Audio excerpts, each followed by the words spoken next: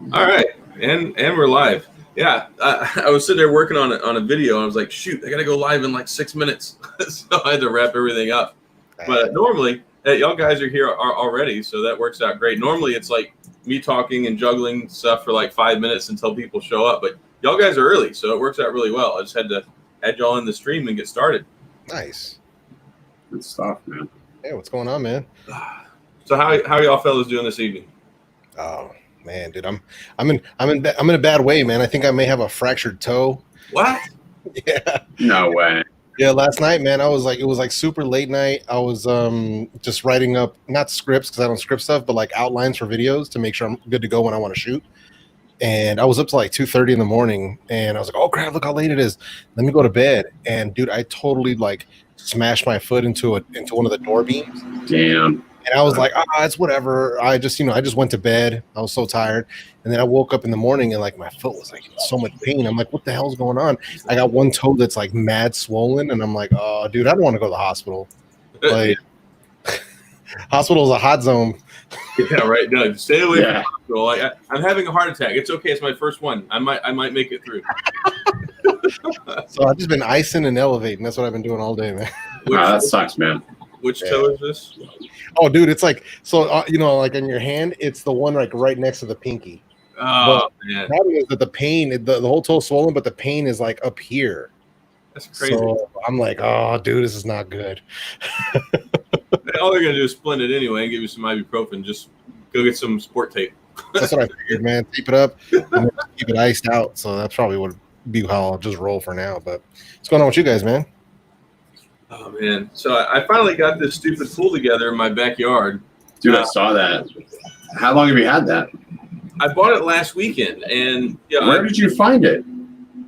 At my local pool store down the street. I walked in; it was like the only one they had. They're like, "There's none of these left in America, so buy it or don't." Yeah, dude, there really isn't. Like my kids are beating me up over trying to find a pool. So yeah, my wife and I, we went out one morning to go eat breakfast, and we've been talking about it. We were going to go on vacation, like in a couple of months, but everything is just, we had a vacation we are going to do like in April, and then we were going to do the one later on, and then it's like everything's just gone to garbage. So I told her over breakfast, I don't know what that feedback is.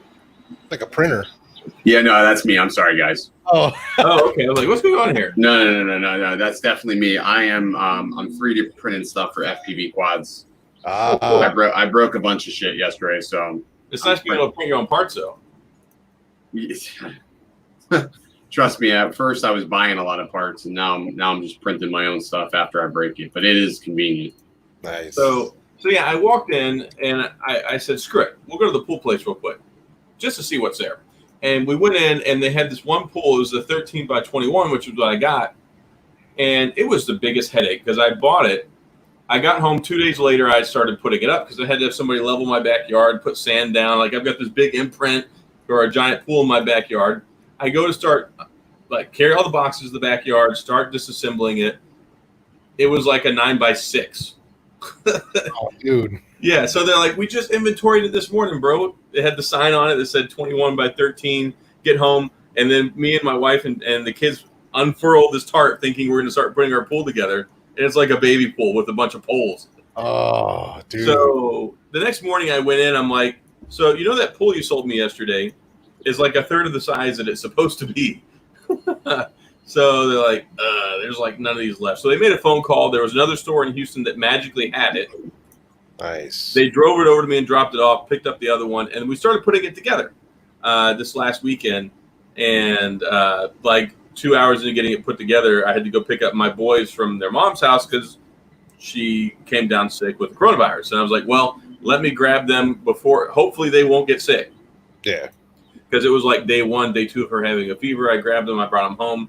My oldest one started, he's sick, he's getting better now. But the other 2, I just kept them all 3 isolated, and they haven't got sick. It's been like a week. So I feel okay about that. But yeah, this pool, I went ahead and was like, we got to get this thing put together. There's a tropical storm on the way, and I don't want this pool up against the fence with holes in it. And yeah, they say where that storm's supposed to make landfall. I haven't really been following that at all. It looks like it's going to hit over around the Corpus area, and since we're on like the long arm side of the storm here, like we're projected to get rain basically all day tomorrow, but it shouldn't be anything more than like 2 or 3 inches. Nothing significant. Oh, nice. That's not too bad then. Nah, you're getting lucky then. Yeah, I've lived here in Houston my whole life. I've been through so many of these things. People are like, oh my gosh, it's a tropical storm. Like, normally around here, if it's like on a Wednesday, they give you like the day off just in case. But since we're all working from home, we don't get the free day off. Yeah. Like, that's the only bummer with working from home is that unless your internet goes out, you're still at work. Yeah. Yeah. It's the only bummer. So Jeff, you quit your job, Jeff? Yeah, man. So my official last day was on Monday when I was wrapping up like all the paperwork, taking all my tools back and everything. But Friday was my last day actually in San Francisco. So now I'm home for good, man. Damn, dude. Yeah, so it should be good. I start the new gig on Monday.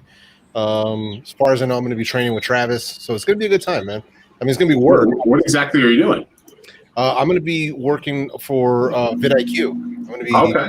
Yeah, I'm going to be helping out other creators get their stuff together, get their stuff optimized, and showing people just showing them the ropes, getting the basics, and try to help them be successful. As far nice, as man. Good for you. Yeah. Well, tell Travis not to ride you too hard. Right. It should be good though, man. I mean, it's different. Travis is a good friend, man. He's been a good friend for going on almost 3 years, man. Because we met like online, met in Flossy Farmers like live chat. So, but that was back when John did that whole creator thing. Yeah, but even then, it was actually before that, even because both of us we were both at like 500 subs when we met. Oh wow! Yeah. So it was like way back then, and he had hit me up like we were right around like 700. He was like, "Hey man, you want to do a collaboration?" And I'm like, because we were both at the time both doing headphone reviews. So he was like, "Oh yeah, you want to collab up?" I'm like, "Hell yeah, let's do it." So that's how we kind of linked up, and then ever since then, man, he's been a good friend of mine since way back when. So, I mean, I never met any of y'all until I got to Vegas, so. Yeah. I felt really out of place. If you and I, we talked a little bit, and then we started hanging out. So there was me, you, and then Zach, and then with Travis. I'm like, wow. It's like I know who you guys are, but I didn't like. I felt kind of like a third wheel. I was like, but it was such a blast, such a good time. No, I think after you talk to everybody online so much, like after a while, you feel like you know them, even though you didn't actually meet in person. Yeah, that's how I feel when I meet somebody. I feel comfortable, after talking to them so long. Yeah, we got a few people in here already. Yeah, man, we got Digital Slang in here, contractors, Dalja Points in here, Grant. What's going on, guys? Welcome. Hopefully, y'all are all having a good weekend. I'm not drinking anything crazy right now. Just my usual sparkling watermelon and strawberry water. It's really exciting stuff. I got me some Pulp Fiction. Nice. Pulp Fiction going on. Oh, cool. Yeah, this is pretty good. It's 5% real juice from concentrate, but it has pure cane sugar and stevia in it, but it only has 40 calories instead of like the 170 that my Dr. Pepper does. So I can drink like 3 of these instead of 1 of those. Nice. I can drink 3 of these and not wake up in the morning, so that's a good day. Is that like an energy drink? No, it's like the opposite. It's alcohol. Yeah, it's alcohol. Nice. It's it's the weekend fun day. I don't care. Yeah, it's all good, man. So I was really surprised. I saw I participated. I mean, I was a judge in the Saturday Night Tech Fight this last weekend, and I didn't think anything of it. I'm just sitting there listening to what y'all are saying, enjoying the good time, and then rendering my decision. And then I see yesterday, the video started back up again. I'm like, what is Ken doing now? I had a revelation. Preach, brother Ken. So I was sitting at my desk and I was bored. It was like, I had nothing to do. And I'm like, I don't know why I do this, but I'll rewatch videos of streams and stuff. And I sat and watched the entire tech fight from Saturday. Oh, man. The whole thing. I watched the whole thing. And I'm sitting there like sort of like, wait a second. So I'm like, 1, 2, and I'm counting the questions. And then I'm going back in slow motion. I'm like, wait a second. It's 3-3. It's 3-3. And I'm sitting here, I'm like, wait a second, what the heck? So I go back, I'm like, well, maybe there was a rule about being knocked out. And then I listened to what Mike had said, And he said it that if your partner's knocked out, it's not over. You go on to the next question. And I'm thinking to myself, I'm like, wait a second. If it's a best of five, technically Sean and I won because we had 3-1 before that. You know what I'm saying? So we already had 3-1.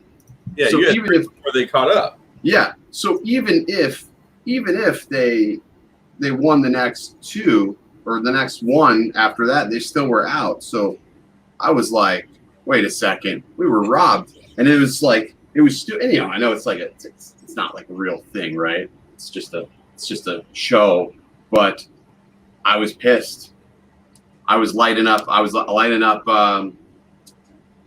Adrian and Mike. I'm like, listen, I said, I asked for an investigation. I'm launching a formal complaint. So, I mean, I did the only logical thing. I consulted with my lawyers and legal team, and I contacted Sean, and he was like, yeah, pursue. So that's what we did, and that's where we're at. I told Peachy, I said, don't spend that money and don't eat all that popcorn. Yeah, so I guess y'all are gonna have a rematch here sometime in the future. Yeah, August 1st.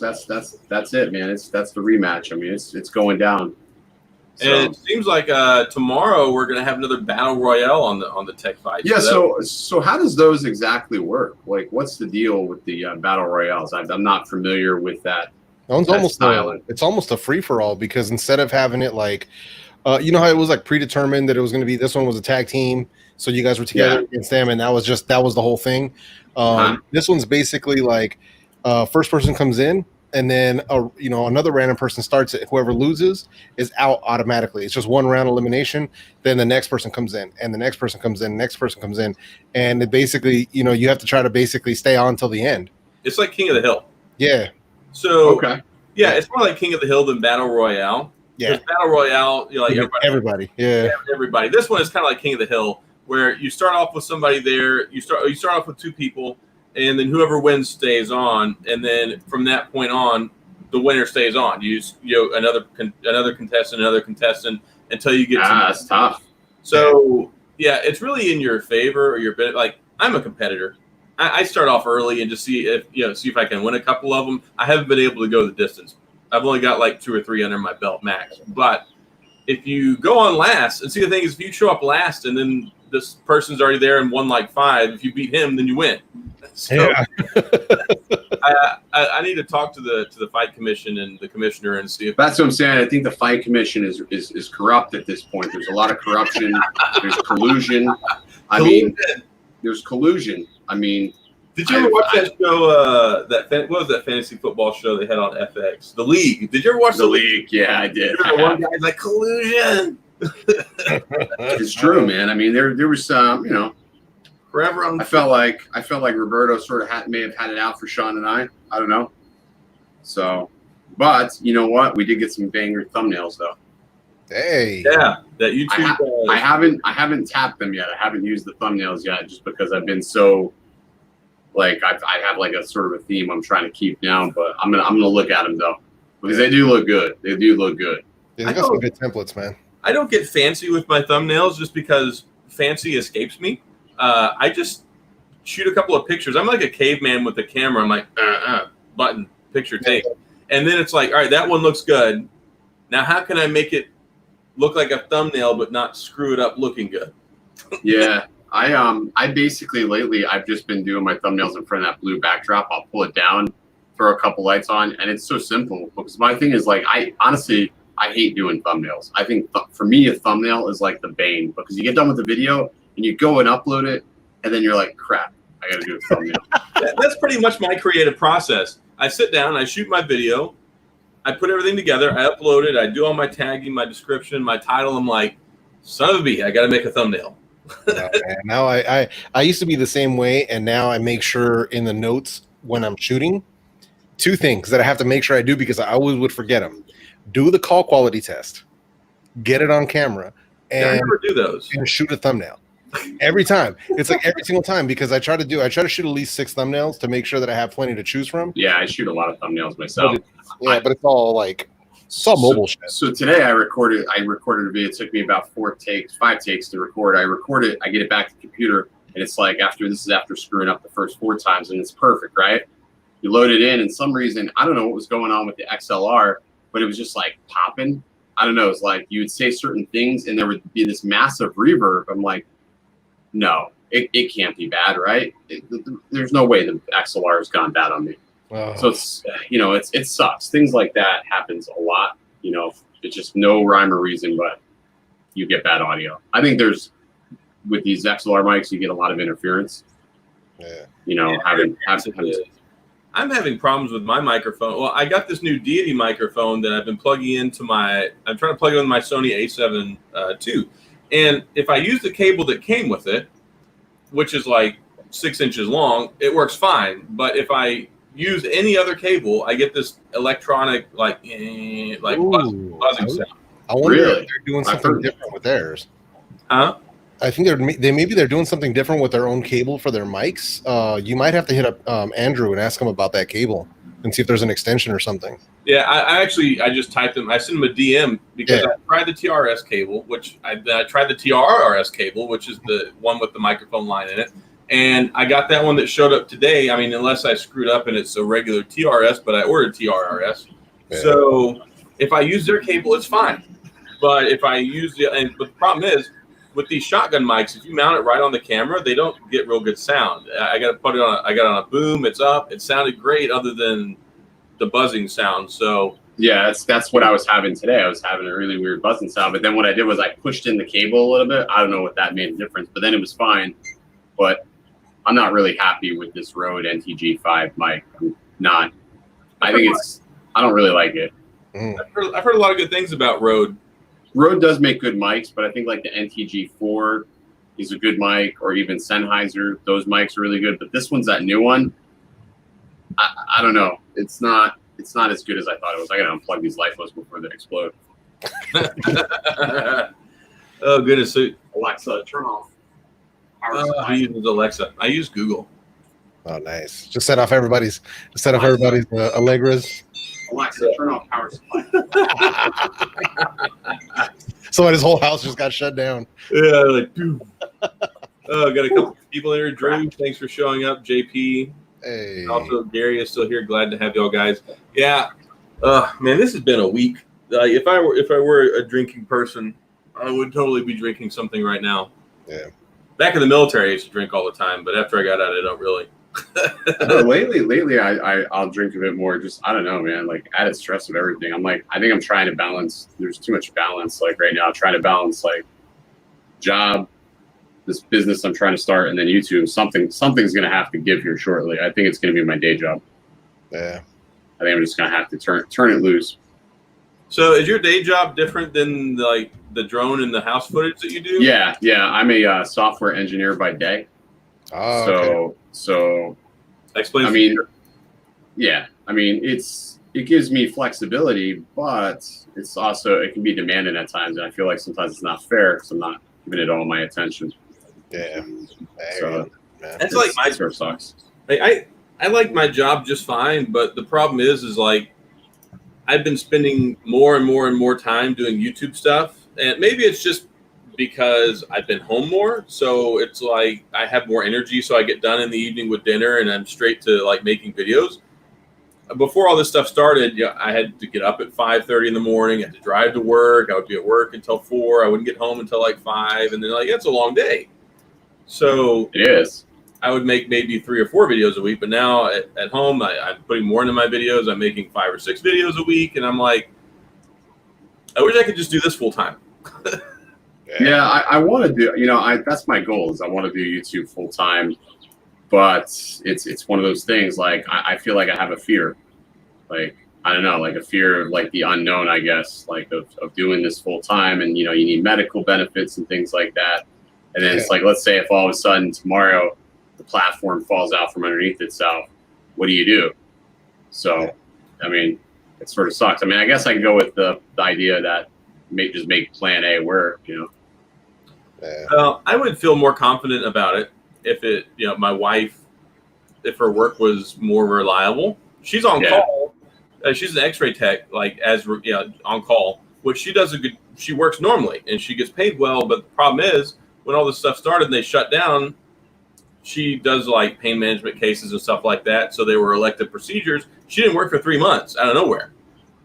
And I think a lot of people are figuring out what, like, how stable their jobs actually are. With all of that's gone on, you sort of figure out, like, okay, wow, I didn't realize, like, my job is susceptible to termination or being furloughed. That's sort of scary stuff. Yeah.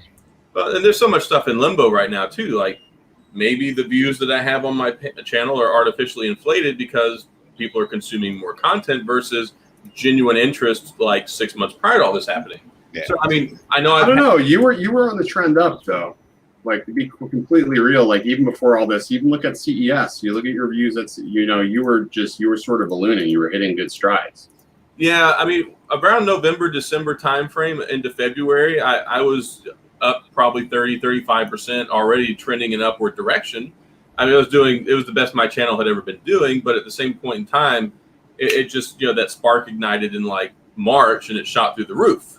And that was great and all, but at the same time, I still don't know where the new normal is. It's balanced out and lowered a lot now, but is it going to stay that way? Is it going to change in another couple of months, or who knows? It's always tough to really know, man. All you can do is just try to keep doing what you're doing now and hope that the results are still the same. That's all you can really hope for ever. Yeah. I've been expanding my content into some other areas where I didn't typically get a lot of interest before, or I've been getting more interest. Like before, like a year ago, if I made a Samsung video, that sucker was going to get 400 views. And now if I put out a Samsung video, they're getting 2, 3, 4, 6, 7,000 views in, first couple of weeks. And I'm like, wow, this is a complete turnaround where things were before. So I don't know. People seem to like some of my other content now. And honestly, I don't have a lot of BlackBerry videos left to make. I mean, I've done made them. Yeah, but that's the thing. You'll still get the people that will still come around because they came, they found you from BlackBerry, but they're going to have to switch. Think about it. Like, they're going to have to switch to something too. And if they trust you for their first phone decision, they'll trust you for the second and third and so on and so forth. Hey, Jason, what's up, man? Yeah, no, that makes a lot of sense too, especially with a lot of the BlackBerry people. They may not want to switch over to like a full-fledged, $1,400 Right. flagship. So if you're hitting in the mid-range, because mid-range is hot, like it's mad hot. Oh, real hot. So yeah, dude. So like if you're hitting in the mid-range, it's perfect. Like you got the velvet stuff you're gonna be doing and stuff. So that's gonna be cool. And yeah, I was really surprised. My V60 content did crazy good. Yeah, no, the V60 was an awfully popular phone, despite what people try to smash on it. Like it had a big groundswell of the smaller tech YouTuber community. Like we always come through for that stuff. So That's true. The V60 was legit. I didn't get my hands on it. I got to spend 2 weeks with the V50 with the dual display, and I was like, I fell in love. I was so sad I had to give that phone back. So yeah, I was so sad. I was like, oh dude, it was so nice, like playing games on it and like watching video and just doing everything you wanted to do with it. I was like, come on, man. Well, I'm a little concerned moving forward, as I saw the announcement that T-Mobile made that they're shutting off access for phones that don't support VoLTE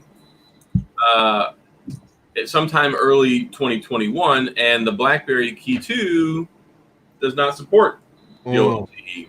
So I'm like, I can't use my BlackBerry Key 2 anymore starting in 2021 at some point in time. So that's concerning, especially like the BlackBerry Key 1 and the Motion support it, but for whatever reason, even the Key 2 LE, but the Key 2 not so much. So yeah, I don't know. Maybe I'll just have to stick with like an AT&T SIM card for one of them. But that's the thing. I legitimately use BlackBerry phones. I love them. I like my keyboard. I mean, I wouldn't be making all the videos if I didn't. Yeah. It's just I probably made 50, well not 50. I probably made like over 30 BlackBerry videos in the last 3 years, and it wasn't until like 4 months ago that, for whatever reason, it was the right time, the right place, whatever. Because I had made so many videos before, and they got like some views, but it was never anything like what happened. I've got one now that's like almost 500,000 views in the last 3 months. Yeah, that's all it ever takes is like one video sort of pop off. I had that happen back in November. Made a video and it just popped off, and you just gained good traction. So I think it's like we're all ever just one video away from swinging big. Mm-hmm. It's like It's like playing the lottery. You just go every day. One day it's going to hit, maybe. It's I look at it like this. It's like baseball. You can't hit the ball if you're not swinging. So you just keep making videos, keep putting things out. Sometimes something works. Sometimes things don't work. I mean, I miss a lot, but sometimes it works out. I'm just learning that you just can't stress out about the ones you miss and just worry about the ones that you hit. Yeah. That's what it comes down to, man, because you'll end up, I mean, we can't all be Mr. Beast. So it's like we can't hit bangers with every single one, and that's okay. I mean, it is what it is. So I'll tell you like this, what it's been for my whole time is it's been like, let's say quarterly, right? Like every 90 days, if I put out, I don't know, 30 videos, let's say for an example, if 2 or 3 of them will be the ones that'll carry the channel for 5-6 months.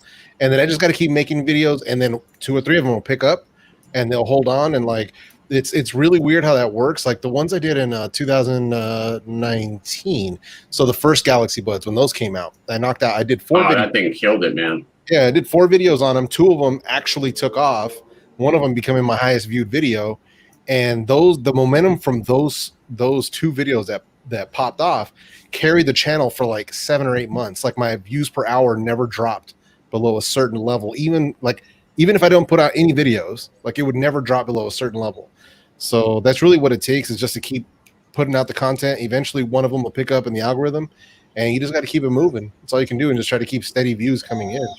That's the thing. You just got to keep making it, and then some of them will be successes and some of them won't. What's been one of my biggest surprises this year, I ran into the Panasonic reps, and I got invited to their big press thing, their big press event right before CES started.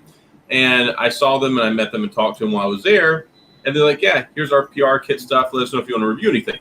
I was like, can I review the $1,500 camcorder?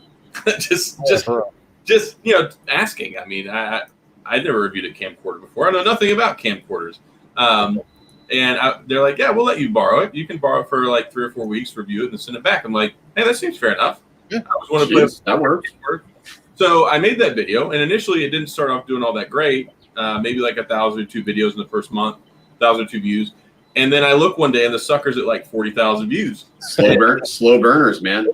It just cracked 100,000 views last week. I'm like, this was like a pet project. I'm like, here, let me just make a video on your really expensive camcorder, and I'm like one of the only people that has one out there, and it's over 100,000 views. But that's just it. Always that obscure content. Like back when the Apple Watch Series 1 came out, nobody was buying the Series 1. Everybody was buying the very expensive ones. So I went and bought a Series 1.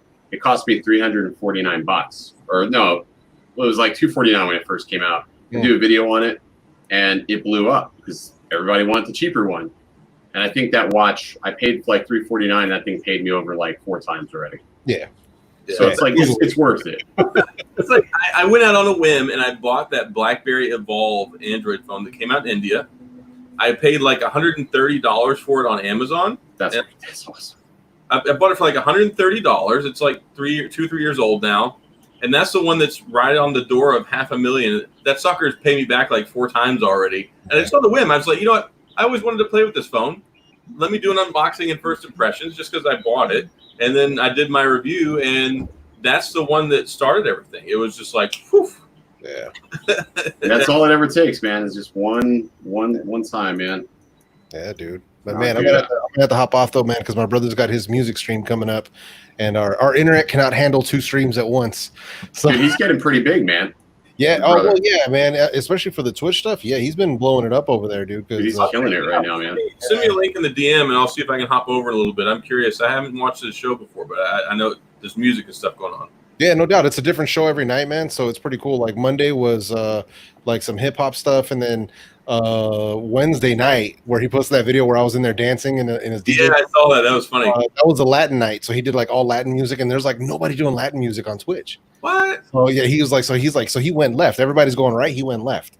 So and then tonight I'm not sure exactly what he's doing, but whatever it is going to be lit. So yeah, send me a link on Twitter. I'll come check it out a little bit. All right, cool, man. Thanks for stopping by. All right, man. Take it easy, bro. All right, Ken, take it easy, bro. Adam, have a good night, man. Peace. See you guys. Adam, what do you edit in your videos on, Adam? I edit my videos on Final Cut Pro. Are you on Final Cut Pro too? Yeah, I started off with Filmora Wondershare, and I tried that out, and that worked well. It was my first time using a video editor on a computer. And then when I got this MacBook Pro, it came with like 3 free months of Final Cut Pro, so I figured why not try it, and I actually like it. So, yeah, I've got a MacBook Pro. I got the 2019 MacBook Pro. I mean, it can handle really anything I throw at it, but it's like, it just kills me. Like I've got this rig, and it's like, I don't know, I'm so in depth with Premiere at this point. I just can't. Yeah, I just can't make the switch, man. I've got my gaming computer or my desktop in here. I'll show you. Like over there, I've got it's a second generation Ryzen 7. I've got 16 gigs of RAM. I got a RTX 2080 Super. I've got a 32-inch 4K monitor, and that's what I play games and stuff on. And usually I work there, but ever since I got the MacBook Pro, I spend so much time on here doing my editing and stuff that I just mostly just use it all the time now. Yeah, I mean, I'm going back and forth whether or not I want to make the jump and switch to using a MacBook, but I just, for some reason, I just can't. I mean, I could if I had to. But I just don't really want to. I like the flexibility that I get with Windows. I mean, it's just super convenient and just to have the rig. This was more of out of necessity for me, and it was actually a godsend that I did it because I have my desktop, and I use my desktop ever since I started working from home back in like March time, like March. Well, my little desk back there was in my master bedroom, and that's where I did my work. That's where I did all my video editing and stuff. It was fine when my wife wasn't working for 3 months because she didn't care if I'd be there till 1 o'clock in the morning editing a video. Right. Once she started having to get up at 5:30 for work again, that kind of became very inconvenient. Yeah, I mean, I don't know what I would do if I didn't have like dedicated space. But now that I have dedicated space, but now I don't know how to declutter this space. When I first built this office out, it was nice and clean, tidy. I didn't have crap everywhere. But the stuff just keeps accumulating, and I'll clean it out like once a week. I'll just get pissed off enough, clean everything out, and it just keeps coming back, keeps accumulating. So, look who it is! Oh God! Let the rip. That's what the ladies normally call me, Ken. I can't help it. Surprisingly, for such a shitty face, he has decent audio this evening. What do they call you you? Like that? Dirty closet? Is that what they call you? No. He called me, oh God. If he was talking about dirty closet, we're talking about you in the same clothes you wear every day.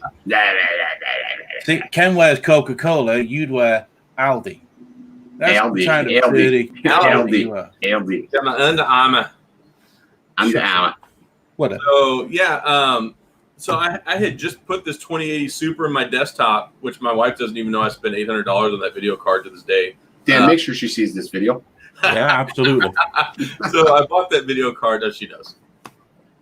I don't know. So I bought that, and everything was. Go ahead.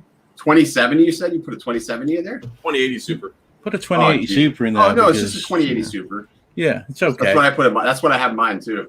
Oh, that sucker's great. It's amazing. But I think that's part of the problem why my shit's running so hot is because this graphics card is hot. Yeah, I had the Radeon 5700 in there before that, and that was perfectly fine, other than the jet engine it had on it. And what case do you put everything in? This one, it's some cyber power one. I've built all my computers before this one, but I just didn't feel it, so I bought this one and then just put another video card in it. I mean, I'm editing a video I'm doing for a client now as I'm streaming. I'm hitting about. I'm also doing a lot of color correction, editing in 4K. I'm at about like 74 Celsius, which I guess isn't bad. Consider I'm streaming, editing. I mean, it's not high enough to set off any of your BIOS alarms. So I mean, you're no. But I think what I want to do is get it out of this NZXT case and put everything in like a Meshify C or something. Yeah, get more airflow. More airflow. You get some more airflow in there. I think it's going to lower it for you. You should be all right. Especially you put that better thermal paste and all that other stuff. You know, it was crazy, dude. It was getting so hot. Like I was hitting almost 92 degrees Celsius. Just render a video. Yeah. So what it was I ordered this Asus water cooler. It's the LC240. I put it in, and I'm like, man, this is getting way hot. This doesn't make sense to have liquid cooling, and I'm running hotter than if I had than I had with the air cooler. I had the Dark Rock Pro on there. This doesn't make sense. So I pulled the stock thermal paste off of it, and I put the MX4 Arctic on, and bam, like it was night and day. It's still running hot. Well, you get the better heat transfer. Yeah, 100%. Another thing, dude, my wife, she used to keep this house at like 80 degrees. Wow. I finally locked the Nest thermostat to like 75. So yeah, I keep mine on 74 during the day, and we turn it to 70 at night. Dude, I mean, my next marriage, I'm gonna be like, first question I'm gonna ask is I'm gonna be like, hey, what is the acceptable temperature for a thermostat? That's what that's gonna be one of my questionnaires. If I ever like create a Tinder profile, keeps the house at 72, it's gonna be like all the things that are important to me. Yeah, you put on your Tinder profile, I want you to be hot, but like I like hot women, but my house better not be hot. Right, and then be like, what days did the garbage go out, and things like that, the important stuff. So. Oh goodness, yeah. So anyway, so just a quick blurb with the whole laptop. I bought this like 2 weeks before she got sick because she was like, yeah, I don't care if it costs $8,000. If it'll get you out of the bedroom, keeping me up till 1, and you can work in there in the living room, then go ahead for it. Solid. So that's why I got it. And then 2 weeks later, she got sick, and she was quarantined in our room. I slept on the couch for like 3 weeks and didn't go in there. So it was very important purchase. I just didn't know it at the time. So then you got the studio now, which that thing actually looks pretty freaking awesome, man. Yeah, so they finished last Friday. It took 5 days, and I was supposed to build the studio a year ago. And 2 or 3 weeks before we were getting ready to start, my home AC died. It was like 20 years old or whatever. So it gave up the ghost, and I had to spend all of my studio money to buy a new air conditioner. So I was very happy to finally get it done now, and actually done now better than it probably would have been a year ago. So, and I actually really need the space now as opposed to then. Yeah. Like it was something I wanted then, but it's like I need it now. Yeah, I mean, I've been going back and forth because we're going to be looking at another house, and I figure if I can't find a house that has 4 bedrooms for the price I want, I may just pull like a U and just make something in the garage. So all in all, like everything I put in here, I mean, I had the furniture already to put in here, but the carpet, all the materials, labor, everything that went into it was right about $5,500. It's not bad. No, we've got a good contractor. He completely redid our bathroom for us last year, and that was the other thing. I had just spent all that money remodeling our bathroom, and then the week after he got done, he'd already given me the quotation for this and everything, and you were getting ready to do that, and then that is what destroyed my bank account, was the air conditioner right after the bathroom. But it's worked. I love it. It's good now for working from home too. I just walk right out the garage door with my coffee cup in the morning, go to my office. I don't have to hear kids. I don't have to hear dogs. I don't have to yell at anyone to shut up. I don't have to listen to. Yeah, I go through that now. Yeah, I go through that now with the kids. I'm like, because they're all home, like, Oh yeah, it's been crazy. Like all these people, like, what, working from home's not so bad. I'm like, I got kids at home. You try to be at work, trying to work 8 hours a day, 5 days a week with 5, 6 kids at home. Yeah, it's definitely tough when you have kids because they know, like, if I'm filming or something, I'm gonna go off the handle if I have to reshoot something. They already know the deal. I'll kill the Wi-Fi to the house. I'll just lock the Wi-Fi down. Make them go out. Make them go outside. But Dan, what's going on with you this evening? Not much. Just finished editing my video. I love DaVinci Resolve. It's so good. You really like it? Is it that good? Yeah, it's better than Final Cut Pro. I just have to sit down and just use Resolve and force myself to actually use it. That's my problem. Is that, like, once you get in the rhythm of things, you're like afraid to break rhythm. And that's what I thought at first. But when you first install Resolve, don't know whether you've done it yet. It asks you if you've used So it asks you if you've used Final Cut Pro, and it laid it out just like Final Cut Pro. So it made it so simple. Once you get used to the way the timeline works, it's so easy. I wonder if it does the same thing for Premiere. Is it just like? Yes, it probably does. It gives you a choice of 3 or 4 different layouts. Oh, okay. So that's reasonable. Yeah, I really like it. Huh. I gotta look into that. Yeah, I'm only using the free version. Free version is more than enough for me. Hey, $3.99 is right up my alley. Yeah, $399. I mean, I'll do that if I just don't want to spend the money on it. If I'm gonna not like, I do that often. Like that's one of my biggest problems. I'll buy something and then I never actually use. Like I won't use it. You know what I mean? Like I'll just spend all this money on crap. Not $3.99, free 99. Oh, free 99, free, yes, free. It's $2.99 if you buy it, but I just don't put enough effects and things. I'm not that deep into editing, so it doesn't really matter. I mean, you just struggle to talk anyway, so. I speak the Queen's English, unlike you, who bastardizes. What is it? What is it? I do bastardize it, dude. That's right. I mean, but somebody's got to do it. You know what I mean? My language. Don't forget. Your language. Mine. Is it yours or mine? I just finished my 72-hour review for the LG Velvet, and I was so pissed. I started off recording with my Sony a7 II, which I just ordered that TRS cable so I could plug it in because I was having trouble with the regular cable. I thought for sure that would fix the problem, so I didn't test it before I hit record. I sat down and I spent like 20 minutes recording, go back to start editing the footage on here with my audio. That's did you have your gain set too high, Adam? It's on 1. Oh, wow. Yeah, that's no good, man. Yeah. And what made you get an A7 II? I liked it. I don't know anything about cameras. I knew that I didn't want it was because it was a full frame, and I wanted to be able to take like pictures and stuff too, and do video. And I just wanted it. I don't know. I got a good deal on it. I went back and forth on that because I wanted a full frame too, so I ended up settling on A7 III. But I had the A7 II in my cart several times, and I'm like, I could do this because I'm just going to primarily use it for photos. But if I want to film with it, I want 4K. So I went back and forth, and I want the color science. The A7 II does 4K. A7R2 does 4K. Doesn't the A7 II do 4K? 1080. Oh, well, that's fine. It does have S-Log. It does have S-Log. Oh, okay. Yeah, I only shoot in 1080, so it doesn't bother me. And that's the thing. Like, if you're just shooting in 1080 now, then it doesn't matter. I mean, I downsample, despite, the argument that Scott and I had. I do shoot in 4K.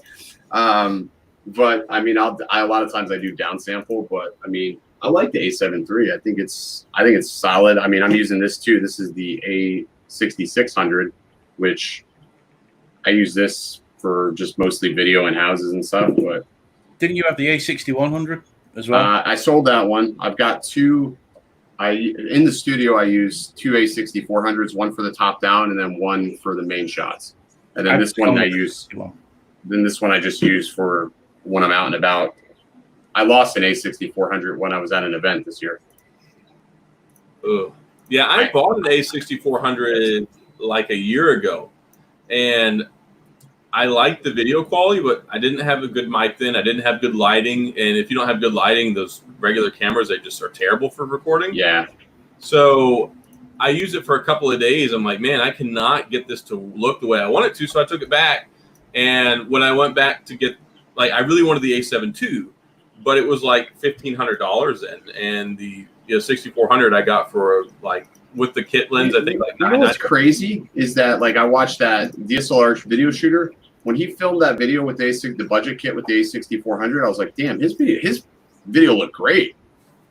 Caleb, I don't know, Caleb's a freaking genius though.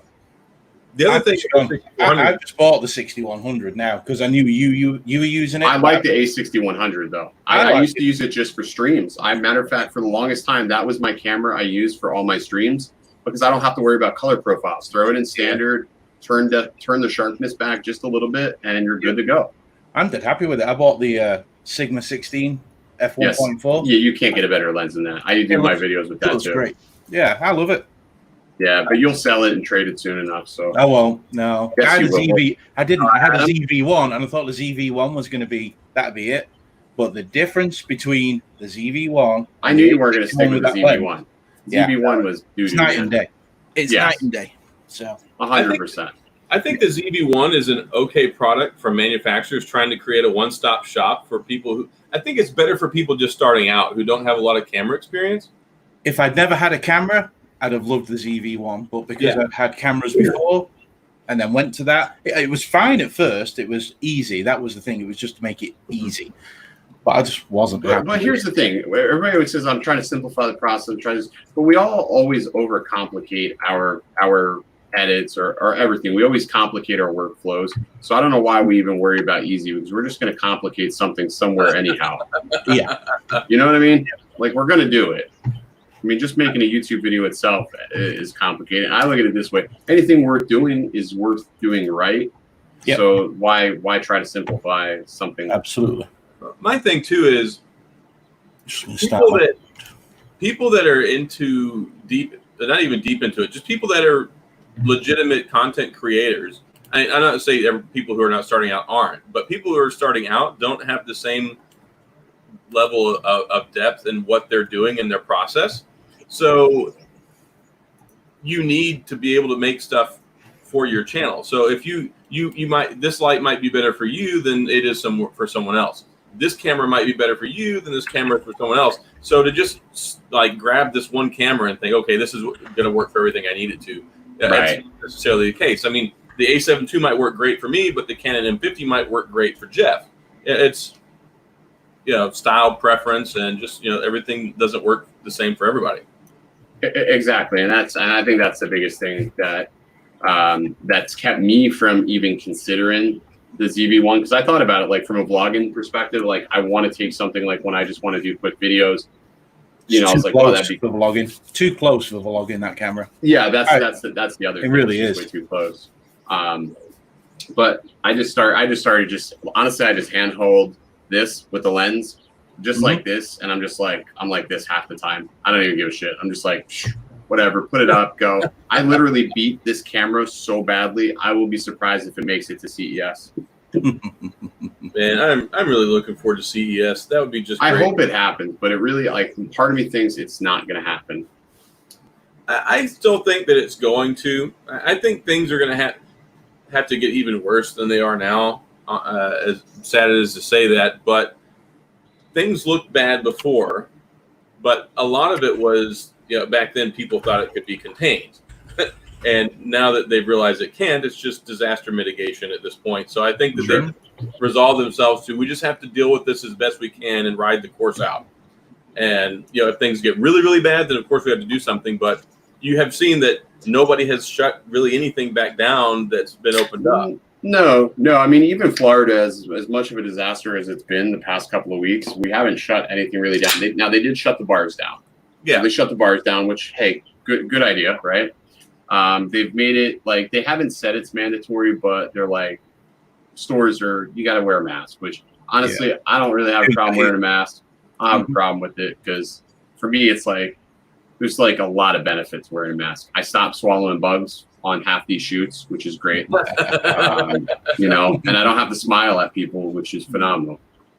I've had a problem when I'm wearing a mask and visiting with people, because I will smile when I interact with somebody. I'm like, you can't even see me smiling.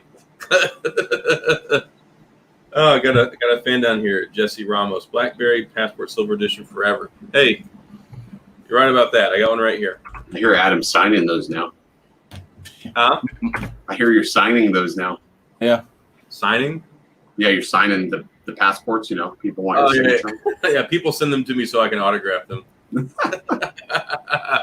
I don't sign babies, just Blackberries. Just Blackberries. Oh, let's see what these temperatures do now. I'm exporting this. Let's see. 67. It must be hitting the GPU heavier than it's hitting the CPU. 64 degrees. That's not bad. No, that's not bad at all. Warp stabilizer wrecks it. You're running a Ryzen 9, right? I'm running Ryzen 9 3900X, which it is hot. It's a hot processor. I undervolted it too by one. I undervolted it to 1.35. Didn't do a thing.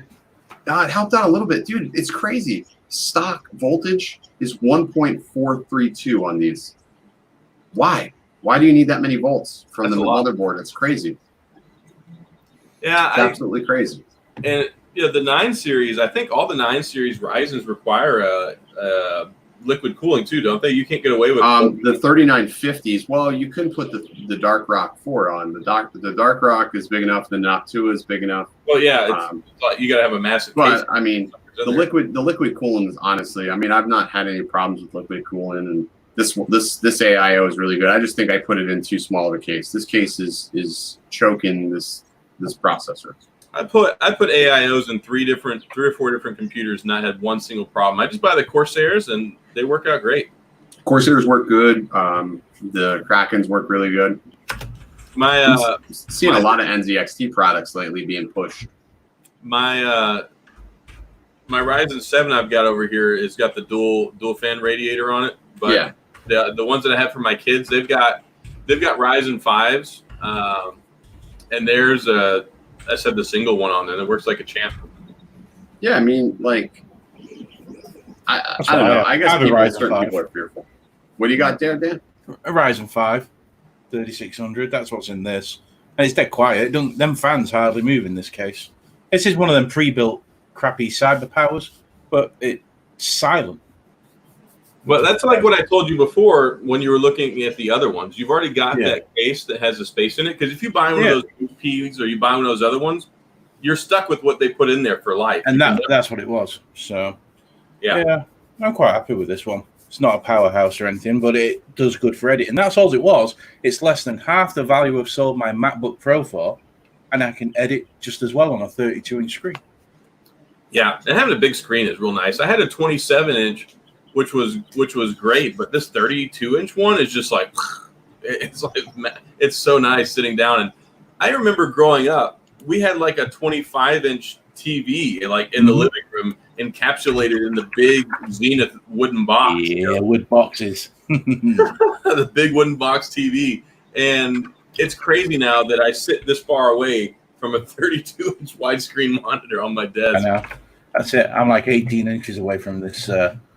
This 32-inch widescreen Samsung, and it's like, damn. I really hate this person. Who? I've had this little kid commenting on my videos, and if I use profanity, he's like, report me. Go ahead, report me. You're gonna have to report every video. My channel is not for kids. My channel is not marked for kids, so piss off. These nuts. Yeah, he said best dislike video ever. Just mute him. Piss off, will you? That way you can still watch, but you can't comment. Yeah, I'm not mute this dude, man. I love muting people like that. I do. It's always nice. I muted somebody today. I have a very short fuse with people. Like, I think in real life, Dan would probably attest to this. I'd probably get arrested. I would say that about me and you. Multiple times I would be arrested. The thing is, in real life, though, people would never talk to you like this. They feel No. And you're right. You're absolutely right. Like, I had a guy give me crap the other night on a stream.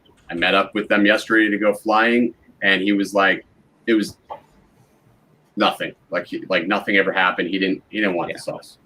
Yeah. That's just how it is. Hey, people think that they have even if they're not anonymous, even if it has their name attached to it, what does it matter? They just sit there and say whatever stupid thought comes into their head and enter. And then they never come back. I mean, you can reply all you want or say whatever you want. Yeah. They never come back. No, some of them do. Some of them do. The good trolls come back for more. The good trolls come back for more. You may not believe this, but I struggle with a filter. So if I'm in front of somebody and they say something, I do struggle with it. I can't help it. Yeah, it's just one of those things, you know. You struggle with the filter, Dan? Yeah. I would have never guessed. No, I swear, the person I portray online is not what I am. There you are. I slid into Dan's DMs, and all of a sudden I got a picture of your balls. What are you talking about? That's everybody. I'm framing that. Well, no, I made it my screen the same. His private chats are different than his on-screen persona that the public sees. Have you seen his Swappa rankings? No, I've never looked at those. In the gutter. Whoa, whatever. Oh, trusted seller. You buy and sell so much crap. I don't even know how you unload stuff. I think if I'm going to sell something, I'm going to ship it to you first to unload it for me, and I'll just pay you a small commission fee. I make money on everything I sell. Dan is like my brother. My brother has the uncanny ability to get the most absolute good deals. I'm like crazy. I don't have the patience to do that. You know what I mean? Like, it takes a lot of finesse. That's what I got to get good deals. Well, Depends where you live, I suppose. Now, when I lived down in Gulf Breeze near Destin, I couldn't get good deals. Here in Dayton, Ohio, you've got a lot of heroin addicts. It sounds horrible, but it's true, you know. They're not stolen or anything, but, you know, he's been and bought his MacBook and he needs a hit, so he's going to sell it to me for X amount. I used to buy and sell phones. That's what I did when I first came to the USA. I used to buy and sell cell phones on Craigslist. Made a fortune at it because I was the only person doing it over here. I have 46 sales. I've done 46 listing on Swappa in 4 years. See, my feedback's not very good. I've only had like 82, 83 feedback, but I've had nearly 300 sales. My sales are, my problem is I worry too much when I sell on there. Like, is the person going to try to screw me over? Is it going to work out? Like, that's my problem. Swappa's the best place for that, though. eBay's where the scumbags tend to be. I have 29 feedbacks and 5 stars on Swappa. Thank you very much. Mm-hmm. I've been on there 7 years now, so it is a great program, though. For what they have. It sucks that they had to introduce taxes. That's just my gosh! What's the deal? What's the deal with that? It's everywhere online. Same with Amazon. Everywhere had to B&H. They have to do taxes now. I think very few. There's like 5 states, I believe, that don't have to do taxes. It's so frustrating, and like at base value, it drives me crazy because it's a used product that's already had tax paid for it, and I'm not being double dipped on. I don't understand how they can get away with double dipping on one product. That makes no sense that they can double dip, though. My guess is it's because of the intermediary that you're using. You're using an online service to sell. It's not a true individual to individual relationship. It's classed as a storefront. You know what I hate too is I use PayPal like for my business and stuff, but my business PayPal is not technically separate. It's not separate from my personal PayPal. So now I have a problem because I didn't realize like PayPal makes you pay taxes on anything over $20,000. Yeah. And also, eventually what you're going to get is they will limit you to how much they will release in 30 days. You've got to carry a balance for right now, mine's only at $500, but I've got to carry a balance of $500 every month in PayPal just in case anyone does a chargeback. Oh, wow. Really? Yeah, I think because I'm going to switch to Square. Right. I'm going to switch you to Square. Y'all just letting anyone in here nowadays, huh? You got Dobo in here. You know it's crazy in here. Dobo's out of jail already. Look at that. I'm a darn. Get it, boy. I'm out. It's good, man. What's going on, fellas? It's good, Travis. Not a whole lot. We're just talking about how much we hate paying taxes when we sell on Swappa now. It didn't used to be that way. Oh, Swappa's making you do it now too? Yeah, everyone is. Every online. I just noticed that too today. I ordered from somewhere in California. They made me pay tax. They weren't making me pay tax last week. This week's it's tax. So, because that was the great thing about B&H. If you didn't live in New York, you got everything tax free. It was awesome. Well, if you get the boot card with them, they'll credit it back to you though. True, but it's not the same. It's not the same though. I never bought anything from them before. B&H, they're great. They're pretty good. I've heard they got good customer service. Yeah, I just buy stuff from Amazon. I've been buying a lot from Adorama actually. They're pretty good as well. They're on Amazon a lot as well. They do some good deals on Amazon, Adorama.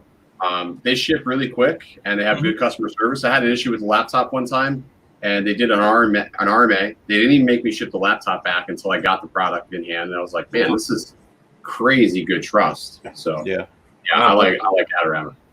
Yeah, they're good. So, your competition ended, didn't it, Travis? Yeah, I just got done watching most of the videos. I'm waiting for one of the other judges to tell me what they think. I'll then put the top 4 on my community tab and let the rest of the world vote. But there are some incredibly talented people out there that are on the come up, which is really kind of exciting. And then there's a lot of young creators that dropped some videos. So it was really interesting to see who's out there creating. Some of them I've never seen before. There was 1 or 2 that I was like, you are really good, like under 1,000 subscribers. I'm like, you are really damn good. Like, it was really surprising. That's sort of sad how the algorithm just buries that though. Because sometimes I'll stumble across something. I'm like, what? Yeah. You know, it's like no traction, really barely any views. Yeah. But that sometimes shows the optimization that they use though. Yeah. Makes a difference. it's crazy when you see a lot of these younger people. I say younger, I mean, I'm 36 now. So, I mean, you get people like in their late teens, early 20s. All of this stuff is so intuitive to them. And like, I think that electronics are intuitive to me. Like, I've been using them for so long, I can pick stuff up. But when it comes to a lot of things on the computer that revolve around editing and content creation, I don't know, like, man. Bro, I'm like two of them were 12. Wow. Two of them were 12 years old. Wow. That is insane. And they were good. I was That's like, awesome. Yeah, I mean, I've honestly, I thought about subletting out editing for videos to just have an editor just to do stuff. So it frees up time, because that to me, I need more time. I don't have time when I have to stop and do a video edit. It's a pain in the neck. There's a lot of talented editors out there, and they need work. yeah. It's There's work, one kid. There's one kid that I don't think he's gonna make the finals, but the difference from, because I ended up going to his channel and looking at the video he did before this one, and the level between a month ago and today's was like, what happened? How did you do that? It is mind bending how much like some of these kids are figuring out so quick. And I told Greg, I said, bro, some of these are better than our stuff, man. It's gonna be kind of embarrassing. It's not gonna be a good day for some of us. My son does some of that stuff, and he didn't do anything crazy, but he wanted to make like video clips and videos for his Fortnite games when he plays. He plays Fortnite all the time. He wanted to make like clips and videos and stuff like that. So this was like a conversation, and then 2 days later, he's like, "Oh yeah, I downloaded OBS. I already got my first video." I'm like, what in the world? Figure it out quick, man. Yeah, man. I wish there was a better streaming software, though, even beyond like StreamYards, though. Like something like OBS. vMix was good, but it's expensive. It's hard to find a really good streaming program. Yeah. Restream is pretty good. They come out with their own web-based thing. The only thing they're missing between StreamYard and what they have is they don't have the green screen support, which is important to me in GadgetCast. But if it's not important to you, in some ways, Restream is better. Because you can stream to more concurrent places for less money, and it's got a couple of other little features that this doesn't have. But it's 720 as well. They're going to go full HD as well. So the race is on. Is StreamYards going full HD? I think if StreamYards goes full HD, here's the thing StreamYards need to do for me to switch them full HD, and you need to have the ability to sort of have like a lobby when you start your show, like, so that way it builds up that sort of anticipation. You can fake a lobby. You can fake a lobby, but it's not. Yeah, 100% agree with you. You should have like a legit lobby. They are doing full HD. They've already said that. It's apparently in testing or something. And it seems to me, just based on the fact that StreamYards, Restream, and then I think there's another one, all seem to stream to 720p, that this is actually a YouTube thing, and YouTube must be opening that up in an API or something. Yeah, it's gotta be an API. Because you can do it directly from your computer and StreamYard, but these other services aren't able to do it. Wow. And I'll tell you right now, Restream, when you use Restream through a piece of software like OBS, you can go 1080p, but through their web app, you can't. So I'm thinking it must be a YouTube thing, and it must be them getting ready to release it. I'm using XSplit now, which it works, but when you want to bring a guest on, it's cumbersome because you got to. Typically, I'll do a test call the day before. And I got to resize their window for NDI, making sure their audio is good. It's a cluster. And it's convenient to use anything else besides, OBS or even XSplit. But it works. It works. It does give you flexibility, but I think they need to get with it. More people are floating towards streaming at home. I like, he's gone. We got eaten by a shark. I like StreamYard because it's simple and it's so easy to hop on. But I don't like the StreamYard logo, but I don't want to pay $20 a month to get rid of it. I paid $20 for it, but I still don't feel like just getting rid of the StreamYard logo. And I don't like how they have like the names down at the bottom. I wish they were a little more customizable. You know what I mean? And I guess you can customize them to an extent. You can make PNG files or whatever. But even still, I don't know. I'm super anal about stuff like that. It's not as customizable as like OBS or something. That's for sure. Oh yeah, but it's also not so simple for easy. Like if somebody just wanted to pick up OBS it's not one of those things about it. Yeah. Andrew uses he says he uses Ecamm Live, which I have used that, but it's Mac only. Ecamm is really good. Ecamm is really good, but it's Mac only. Here's something that Michael Pepper says here is because StreamYard doesn't require 1K subs and YouTube doesn't want to let mobile stream for those with less than 1K. Yeah, I guess that makes sense. You can go ahead and do that. Because I don't ever use the YouTube Live feature where you can go on there and do any of that stuff. So, I mean, I know this is interlinked to where it fires up, but at the same time, like I don't just go in and do. Yeah, but I schedule out everything ahead of time. Like I have like a tentative schedule, so I'm like always, I'm sort of neurotic about the way the streams go. That's the only reason why I've tried. Trust me, I had so many frustrations with XSplit that I was gonna just use StreamYard exclusively. Mm-hmm. But I don't know. Every time I do it, I'm like, no, do I really want to just give in like that? It's close. It is close, though. It is close. Especially if you want guests. Like, it's one of the better ones. But Restream is almost, their website version is almost exactly like this. Such a clone. It's crazy. The one thing it does that this doesn't do, so this one does green screen, that one doesn't. The one thing that does is it has a area to, well, it does a couple things. One thing, it has an area where you can play videos directly from the web software. So instead of having to like share a screen and do all that crap, it literally will play it directly through the browser. And then it's got the ability to, I should just pull it up real quick and look at it because it does some pretty cool stuff. Yeah, you're sort of selling me on this.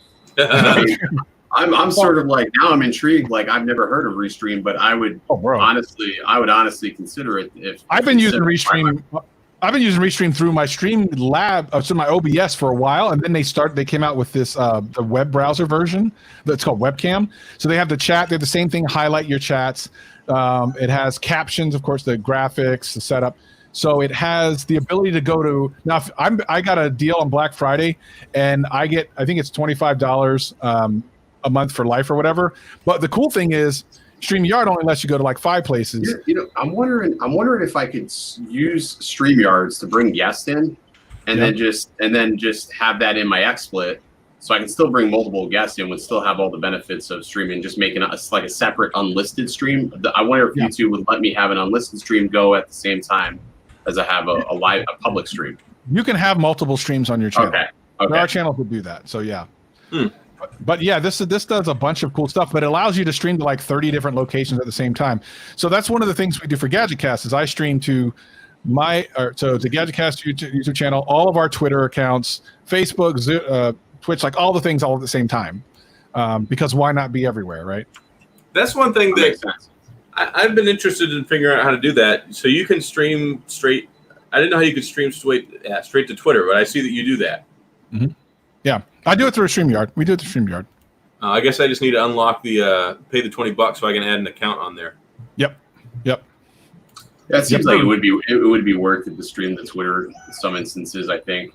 Yeah, it's nice because people can see you right there on your feed and they can just right. as opposed to, let me go. I don't know if I'll do the Facebook though, just because I don't know. I like to shield that. I'll keep Facebook off, but I would do the Twitter.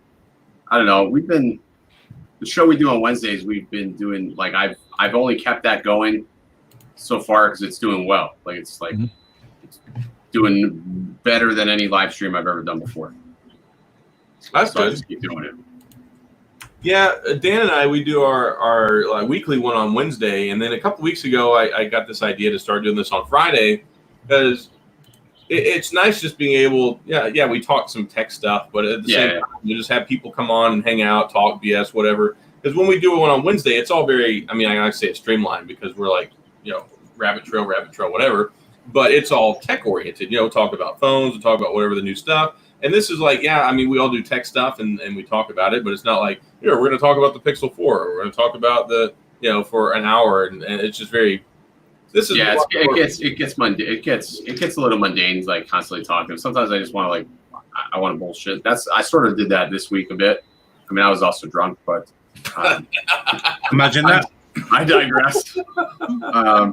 So, Especially none of us can hang out anymore. It's not like before where it's like, here, I'm going to go do this. I'm going to do that. I mean, we have nowhere to go and nobody to talk to. And I know it sucks, man. It really does suck. like to, I've been wanting to do like an event like locally for people that live here. They're like, oh, let's go fly. I'm like, I can't. You can't, because if somebody came down with COVID or something from an event that you hosted, now I would feel responsible. I just can't. You can't do that. Yeah. So it wouldn't feel right. It's just irresponsible. So, but I can't wait until all it's lifted. I have a question for Travis, because I don't know whether you were a former fighter or you were just into it.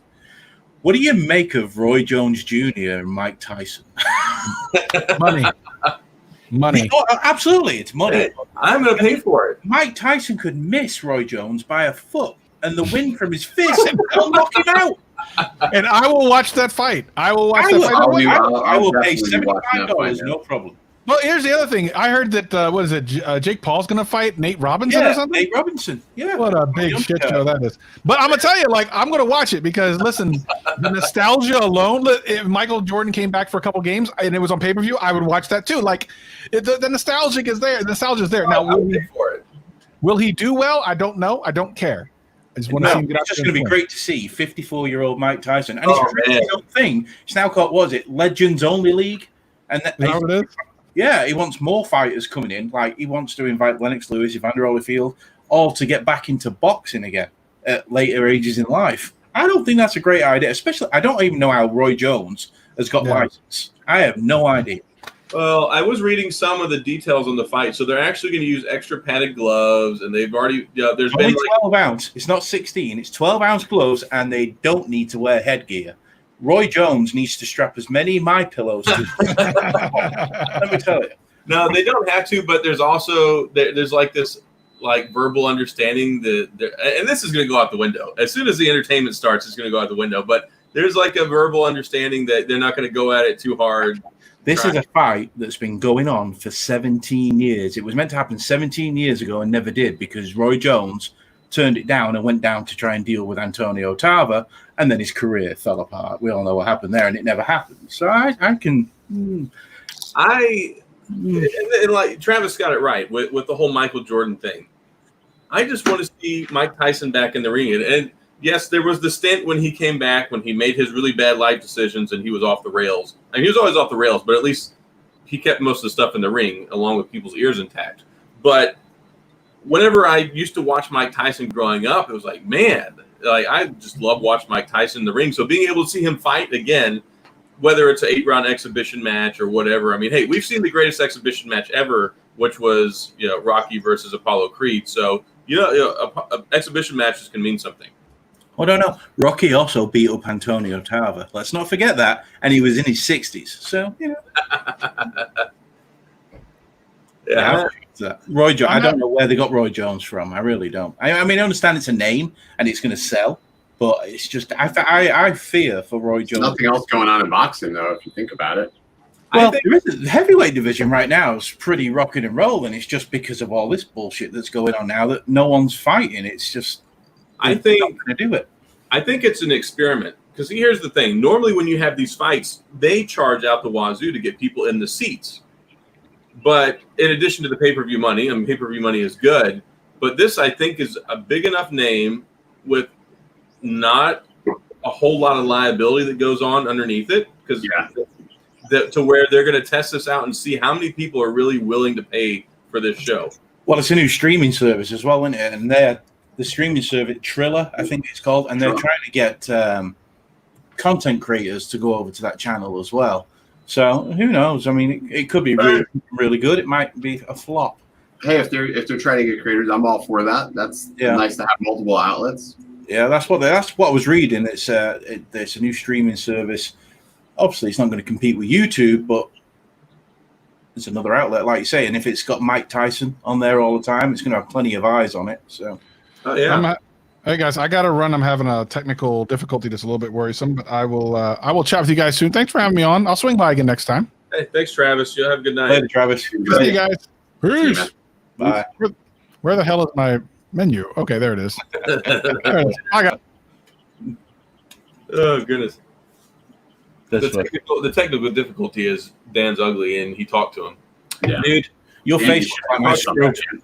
Ken can testify to this. Your face looks like my scrotum. Must be one really handsome scrotum. No, it's hairy and round like yours. I'm glad I'm in the middle of all this. Huh? You're the one who said I was sending you ball pictures, remember? Yeah, see? And I am looking forward to this fight. I really am. It's like maybe a year or two ago, if I weren't cooped up in my house for months, I'd have been like, okay, yeah, what, he's coming at it again. But after seeing, like last month, all those video clips of him with his training. Mate, I boxed for 11 years, all right? In this fat condition, I could look fantastic on the pads. No problem. I could take both of you guys and you would look like machines on the pads if you wanted to, in little quick edit, short little videos. Soon as Mike Tyson, if he does take this serious, and after Roy Jones, he goes on to fight Louis Ortiz, which he says he wants to, which is stupid. As soon as he gets punched in the face by a top 10, 260-pound heavyweight, he's going to sit on his stool and say, no, thanks. Yeah, it's I understand a lot of these things going into it, but having been locked up at home for 4 months now, and the prospect of watching this fight, whether it's good or not, I am excited about it. For me, Mike Tyson needs to just run at him. If that and that's what he said basically. He's going to go on speed, and Roy Jones is just going to have to deal with it. So I'm going to say Mike Tyson's probably got a good 3 minutes in him, and that's it. Oh yeah, for sure, and that's how it's always been. I mean, if you watched him, no, it's not. He's had mega stamina for the amount of punches he used to throw and the weight behind him. He never gassed. He only gassed when bigger people went on him. Well, the thing was with watching him back in the day, is if you could survive the first like 3 to 5 rounds, then you could go the distance because his style of fighting requires so much energy. If you could last that, you would have a chance. But all of his first, second, third round knockouts, it was just uncanny. He wants to fight Tyson Fury, and he says it's a $500,000 fight. That $500 million. $500,000? Shoot, yeah, $500 million. $500 million fight. He thinks that's what it will generate. Tyson Fury will absolutely spank him. He's too old. I don't care what anyone says. Well, yeah, Fury. What about who's the other heavyweight they have right now? Anthony Joshua. He'll absolutely spank him. Wilder, who's just Joshua and it's Joshua and Fury. Yeah, they've signed a contract for 2 fights, but he's got to fight Wilder again, which is nobody wants to see that because he's beat the shit out of Wilder twice. I mean, last time he absolutely hammered Wilder. It's just no point. My thing is, he's been out of this for so long, and boxing is a high energy, high stamina fighting sport. It's not just that. The other problem he's got is he's not used to getting punched in the head. He's got to have conditioning. His skin is so soft. It's just there's lots that goes into it. He hasn't been fighting for so long. He probably is great on the pads, but getting back in a ring after so many years, there's going to be some stuff that goes on that it's not going to be like a normal fight. I mean, he couldn't do that all the rounds, but I think it's still going to be entertaining to watch. I'm looking forward to it. If Mike Tyson was serious, he'd have took the $20 million he's just been offered to fight in bare knuckle championship. Because he would whoop some ass in that, I believe, because that's full of C-list shitters. It's not for the money, though. I mean, he says it's for charity, but it is for money. It's Mike Tyson. Nobody does anything for nothing. Of course it's for money.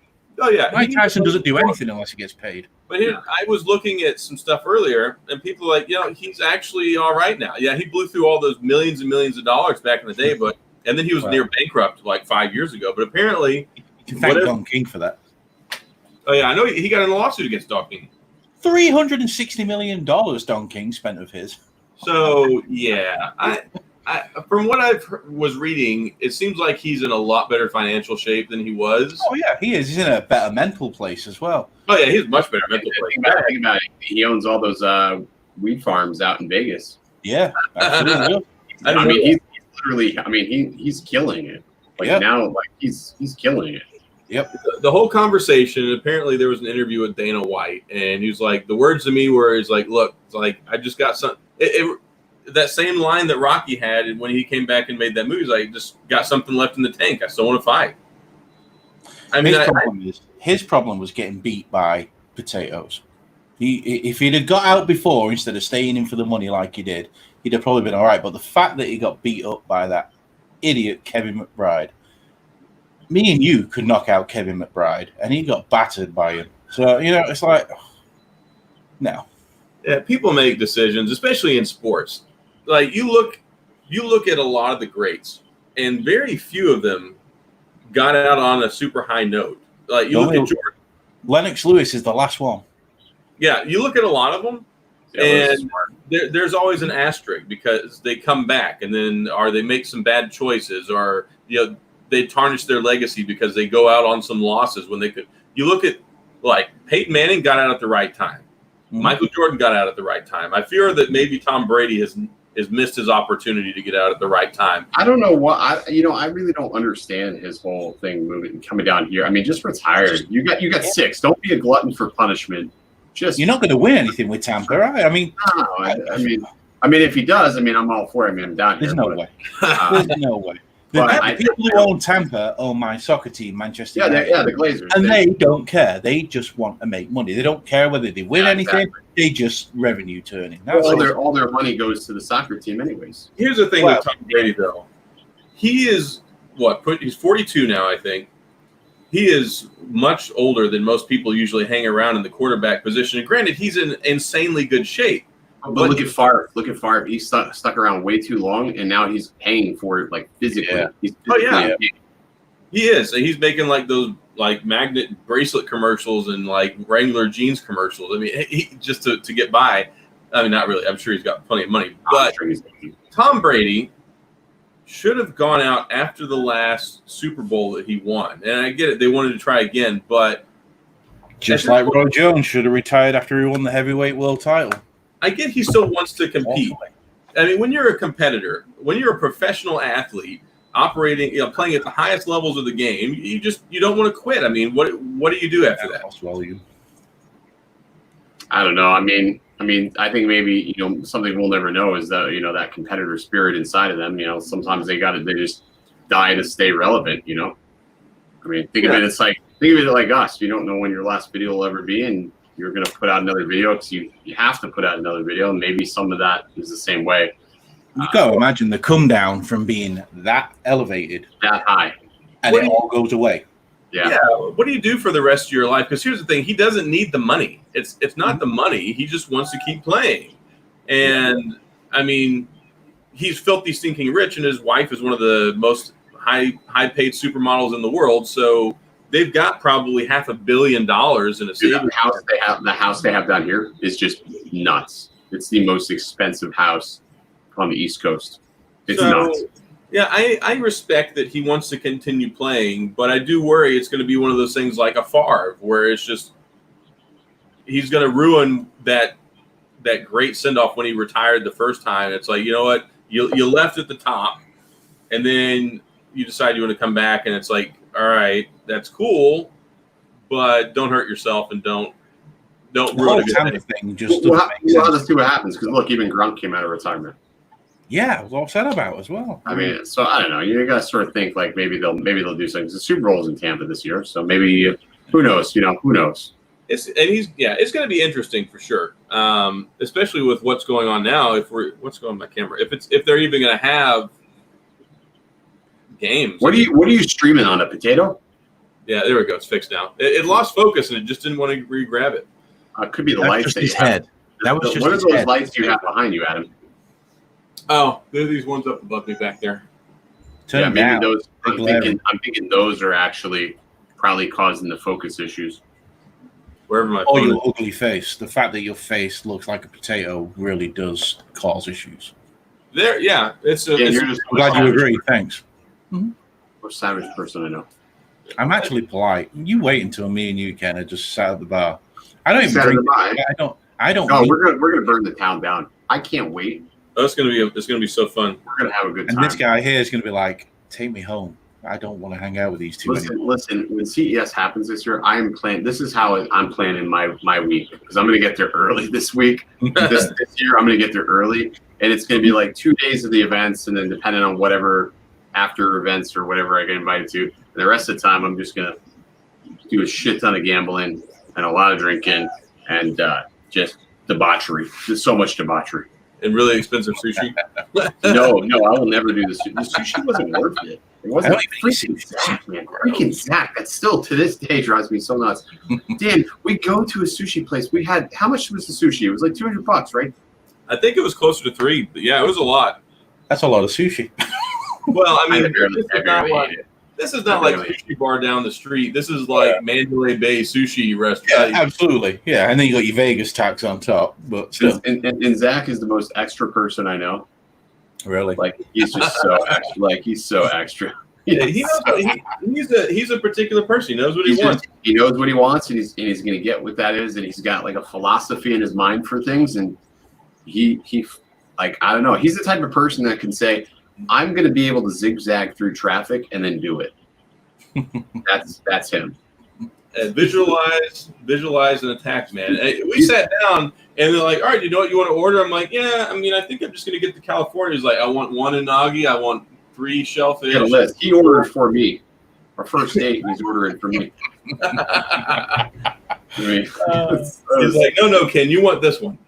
No, he told me. I mean, hey, I'm not gonna lie, it wasn't bad. It was really good, but man, I was like really shocked at how much food we had.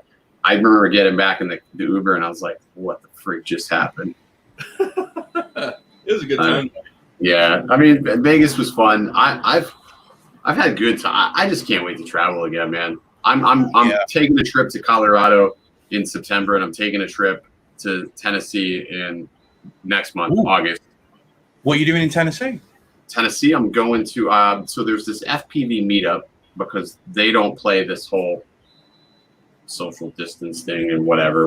But I said I don't care. I'll go. There's other pilots and people in the drone world going to be there. I said I'll go. So that's it's Brownsville. It's right by Memphis. Yeah, 6 hours away. That might be. Are you staying for the weekend? I am. I'm gonna be there all weekend. Let me know. Come down, man. I can make that trip. Yeah, no problem. That's only what, like 4 hours for you? What's that? Mm-hmm. That's only like 4 hours for Dan. Did it? 6 hours. Dude, Dan, if you come down, seriously, we'll do dinner, hang out, the whole shebang, dude. I would absolutely love that. He'll order your sushi for you. That'd be the highlight of my trip, to be honest with you. There you go. Jail in Tennessee. Jail in Tennessee.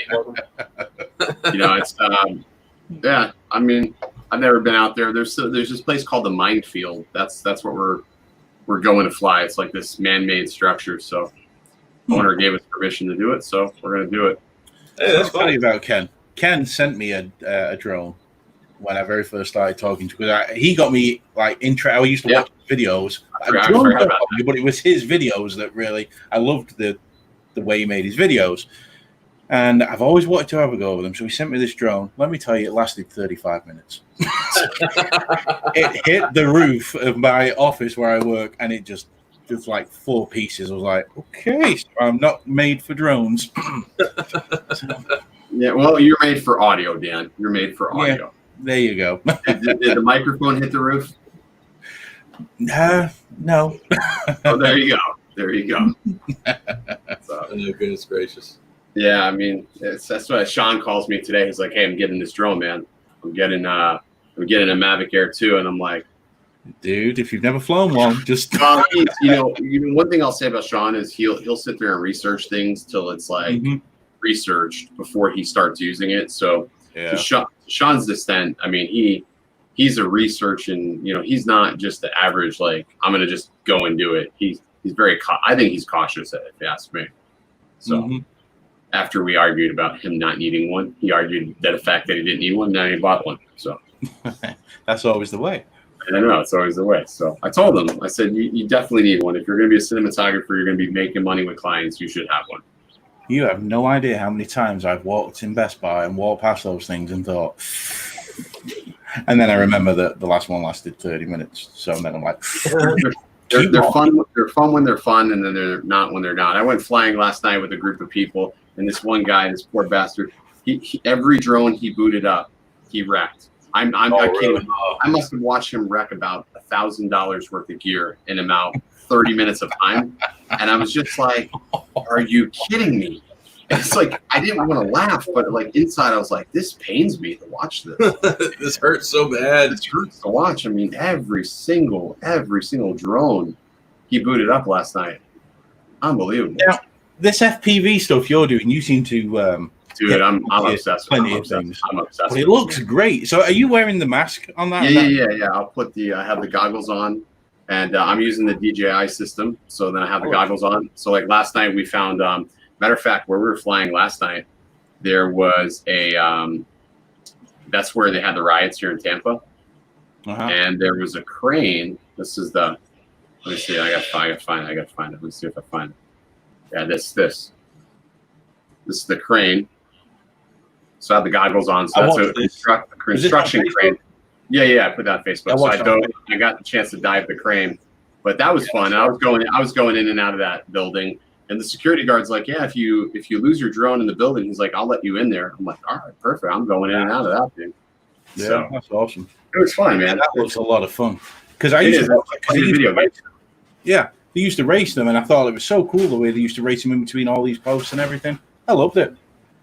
Good. It's like playing a video game. But as people ask me, they'll say, "Hey, what do you think about the new PlayStation, Xbox?" I'm like, "I don't give a shit. I get FPV drones." I mean, to me, that's my video game. Great fun. Yeah. Yeah. What's that? I want to try one out. Dude, it's the first time I got one. I put it into a fence. Like I was at an event, and an FPV guy said, "Here you go. Here's the controller goggles." And there was a gentleman in a wheelchair, and my buddy takes the controller first, and he literally misses the guy in the wheelchair by that much. Misses his head. Wow. I mean, so we didn't have a good go, but it's persistence. That's what I think it is. Persistence. Yeah, because you've definitely got better from when you first started doing it to now. I tell you what else is good: the real estate stuff you do. That big house that you landed it through the door. That was so. Yeah. I scratched that guy's floor, but you don't know it. I dragged the chair over it. I figure you're selling the house to anybody. It's gonna be somebody else's scratch soon. So that was my philosophy for that. But yeah, the real estate's good. That's what I'm trying to transition the channel over to, is more of a business strategy for people, because I think like long term that could be good. That can be good. We have a guy here who does it, and makes quite a lot of money out of it, but he's nowhere near as good. So I don't see how it won't take off.